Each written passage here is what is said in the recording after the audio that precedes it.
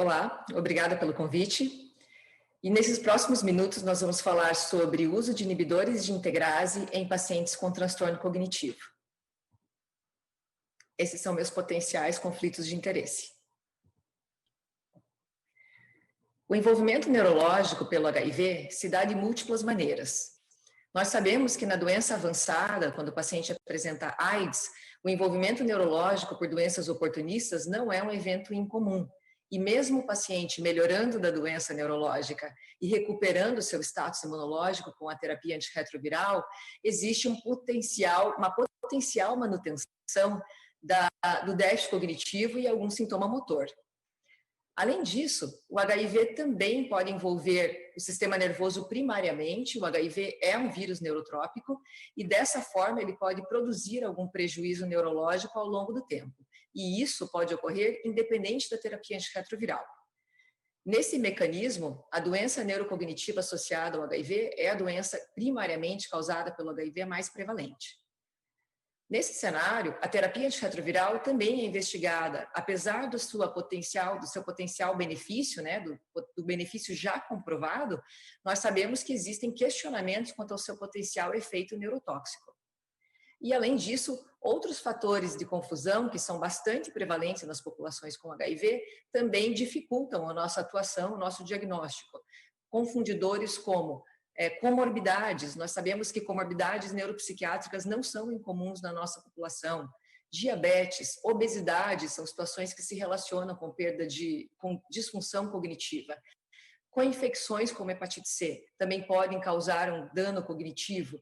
E medicamentos que a gente já sabe que são relacionados a uma piora cognitiva não são incomuns de serem utilizados nas pessoas com HIV, como, por exemplo, anticonvulsivantes e antipsicóticos. Por esse exemplo, nós já vemos o quanto é complexo investigar cada um desses fatores quando nós desejamos entender quais são os fatores causais ou relacionados com a ocorrência do transtorno cognitivo.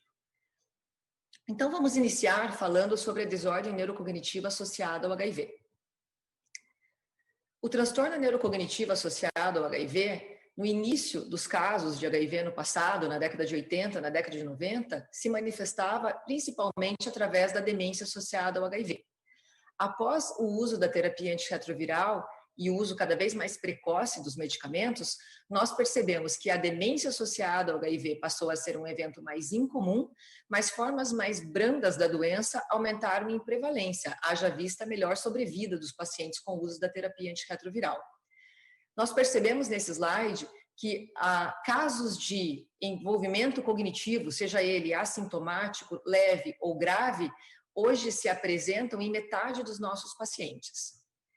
Em 2007, um grupo de pessoas especialistas em neurologia e infectologia se reuniram para definir aqueles critérios que deveriam trazer um diagnóstico padronizado do transtorno cognitivo associado ao HIV.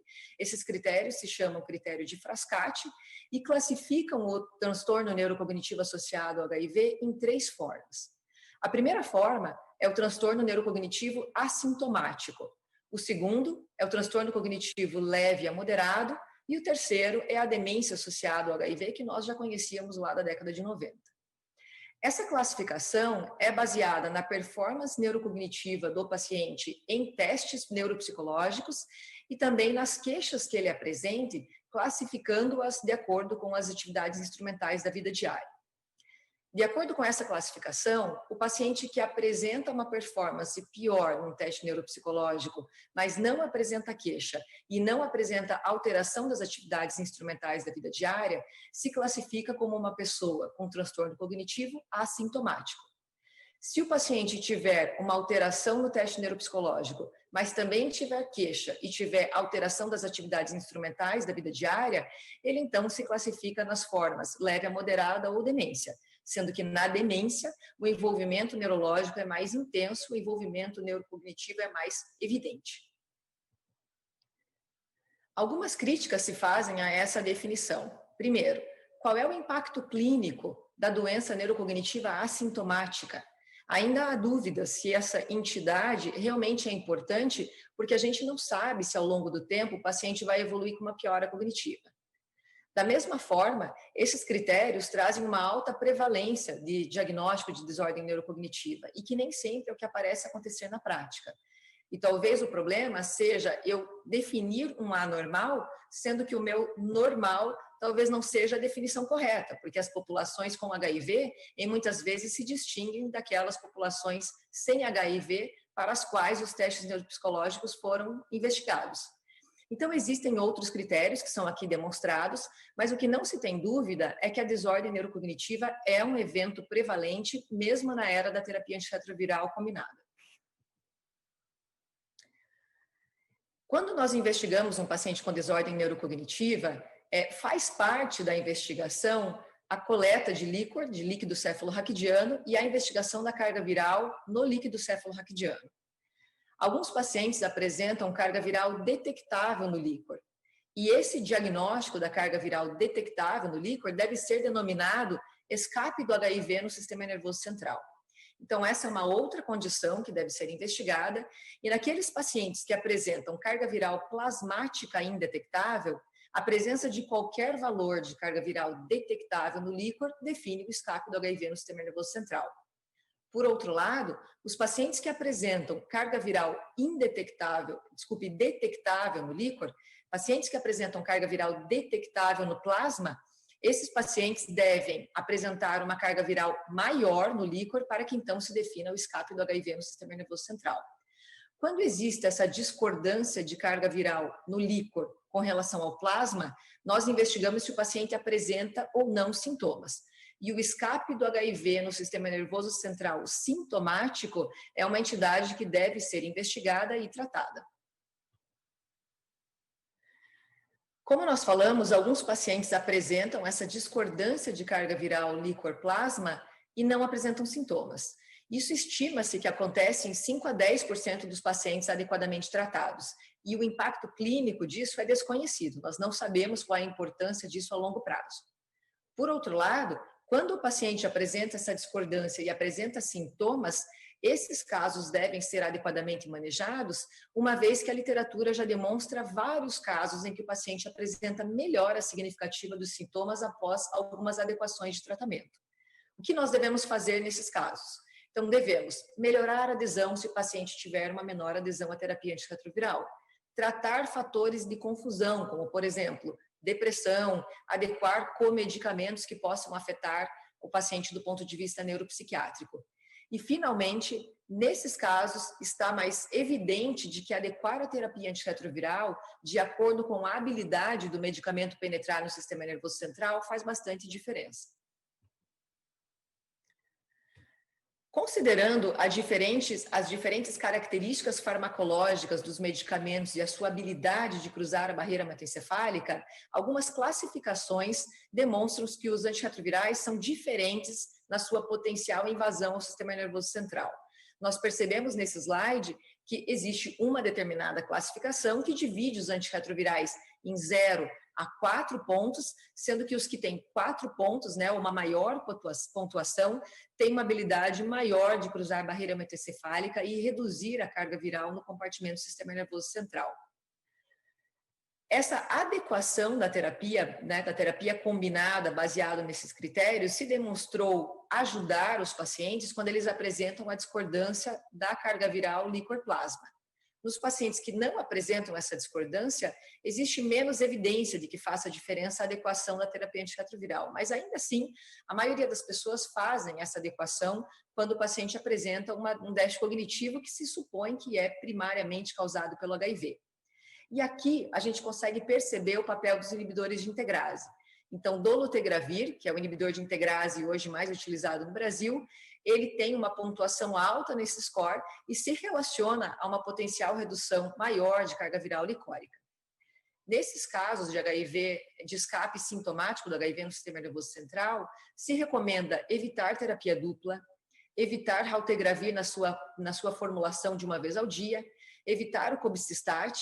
E apesar do efavirenz não demonstrar uma penetração tão ruim no sistema nervoso central, como ele sim sabidamente causa efeitos neuropsiquiátricos adversos numa relação não insignificante, numa proporção não insignificante, recomenda-se também evitar o efavirenz nesses casos. Ok, então, já que nós falamos que existe um potencial dos antirretrovirais causarem um transtorno neurocognitivo, ou pelo menos mascararem a performance cognitiva do paciente, o que existe na literatura sobre isso? Quando a gente vai falar sobre evento neuropsiquiátrico consequente à terapia antirretroviral, de longe, o que existe de mais evidência na literatura e na nossa prática, na nossa experiência, é o efeito colateral do efavirenz. Então, já há muito tempo se demonstra que o efavirenz se relaciona a uma maior ocorrência de eventos neuropsiquiátricos em comparação aos antirretrovirais que foram utilizados como braço comparador nos grandes estudos. E a gente nem precisa olhar estudo para ver que isso é verdade. A gente lembra da nossa prática, quando nós falávamos para os pacientes que lá no início do efavirenz eles apresentariam efeitos neuropsiquiátricos, mas também ao longo do tempo se percebeu que mesmo aqueles pacientes que usavam antirretroviral cronicamente, usavam efavirenz há mais de 12 semanas, mais de 24 semanas, ainda assim eles podem apresentar efeitos colaterais neuropsiquiátricos, seja depressão, alteração do sono, ou mesmo pensamentos de suicídio, né? Suicidalidade, como mais recentemente descrito.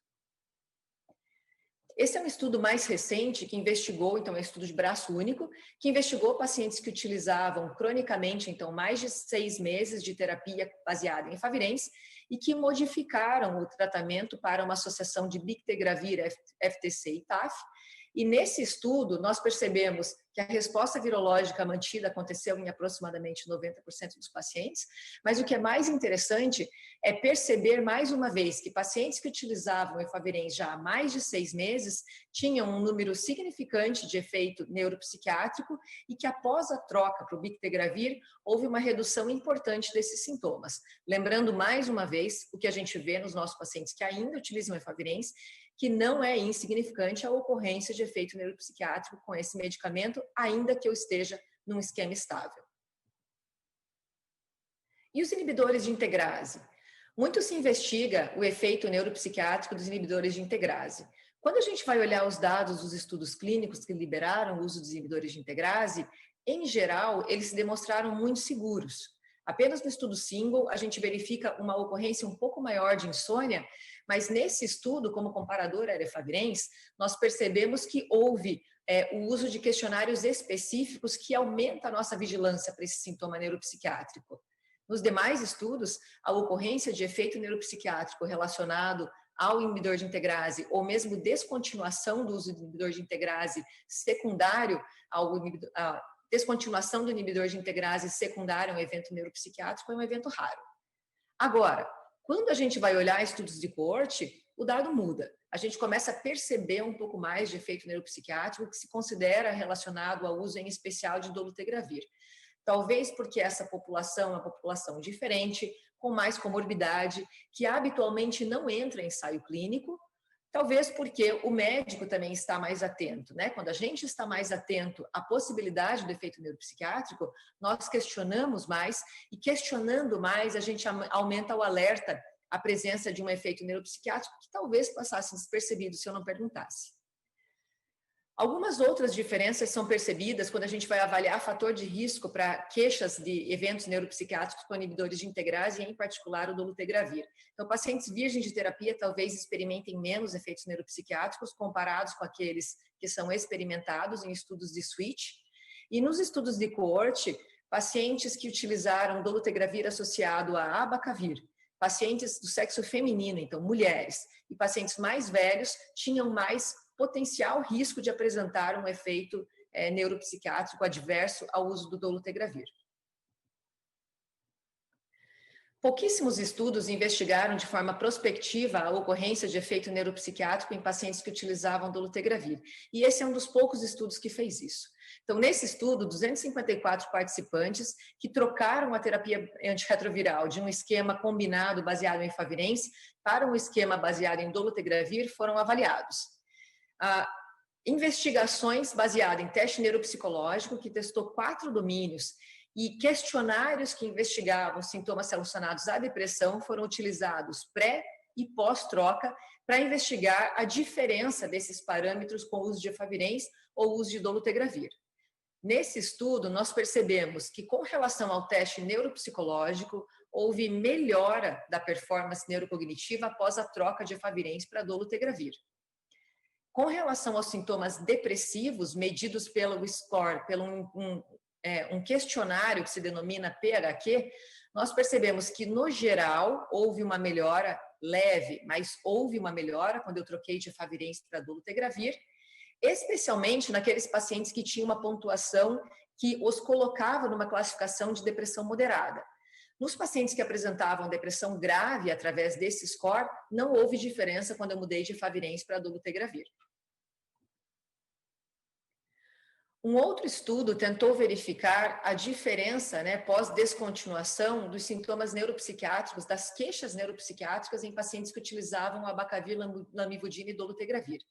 Esses pacientes trocaram o esquema de dolutegravir, baseado em dolutegravir, para um esquema com euviteegravir, e aqui é uma oportunidade de investigar se o efeito neuropsiquiátrico do dolutegravir poderia ser dependente da classe, já que eu vou trocar dolutegravir para euviteegravir, ou se seria um efeito específico do medicamento.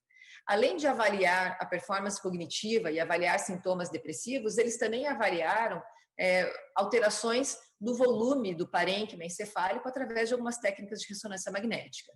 E o que mais nos chama a atenção nesse estudo é que esses efeitos com abacavir, lamivudina e dolutegravir eram de longa data, esses pacientes utilizavam essa combinação há mais de 6 meses, e a gente percebe que depois da descontinuação, essas queixas foram reduzindo ao longo do tempo, até 24 semanas de segmento. Existe uma discreta alteração volumétrica, mas isso é difícil de medir hoje em dia. Existem vários vieses, de vários fatores de confusão e mudanças sutis que talvez não tenham uma implicação clínica. Mas o mais importante aqui é observar que depois da troca, as queixas neuropsiquiátricas tiveram uma melhora em 24 semanas. Como nós já percebemos, existem vários fatores de confusão quando a gente vai avaliar o impacto do uso do inibidor de integrase como um agente que piore a performance cognitiva do paciente. Existem vários fatores de confusão nas populações com HIV. E talvez dos grandes fatores de confusão sejam os outros medicamentos que a gente utiliza, especialmente nos pacientes mais velhos. A população com HIV vem envelhecendo, a polifarmácia tem se tornado um evento comum, e esses pacientes podem utilizar vários medicamentos que nós vemos aqui nessa lista que se relacionam com uma piora da performance cognitiva. Então, é difícil desenhar um estudo que eu vou conseguir eliminar tantos fatores de confusão. E o recado para nós na prática é que a gente cuide se o paciente utiliza o inibidor de integrase, mas muito mais se ele utiliza esses comedicamentos. E nesse cenário, talvez uma grande vantagem dos inibidores de integrase seja a sua redução de interação medicamentosa. Nós vemos aqui a diferença entre classes da potencial interação medicamentosa, e nós vemos que num cenário de polifarmácia e de envelhecimento, o inibidor de integrase se torna um componente importante da terapia antirretroviral combinada. Nós percebemos que dolutegravir em particular, dolutegravir e bictegravir, raltegravir também, são inibidores de integrase que têm muito pouco potencial de interação medicamentosa, trazendo um grande benefício para os pacientes, inclusive para aqueles que envelhecem, que têm um risco maior de doença neurodegenerativa, como doença de Alzheimer, e precisam usar medicamentos para o controle da doença, tanto da doença neurodegenerativa quanto da terapia antirretroviral. Dessa forma, nós percebemos que o transtorno cognitivo associado ao HIV é uma condição prevalente, independente da terapia antirretroviral eficaz. O escape sintomático do HIV no sistema nervoso central é uma entidade que deve ser tratada, haja vista a melhora que existe quando nós adequamos a terapia antirretroviral, e nesse cenário o dolutegravir tem um papel importante, de acordo com a sua penetração no sistema nervoso central. Os inibidores de integrase podem causar algum evento neuropsiquiátrico, muito menos do que o que a gente viu com efavirenz, mas principalmente a gente precisa buscar esse efeito em mulheres, em pessoas que usam inibidor de integrase com abacavir e em indivíduos mais velhos. E, finalmente, os inibidores de integrase têm um papel muito importante em pacientes com transtorno cognitivo, dada a sua segurança e a sua reduzida interação medicamentosa com os demais medicamentos necessários. Eu agradeço a atenção e fico disponível para dúvidas se houver.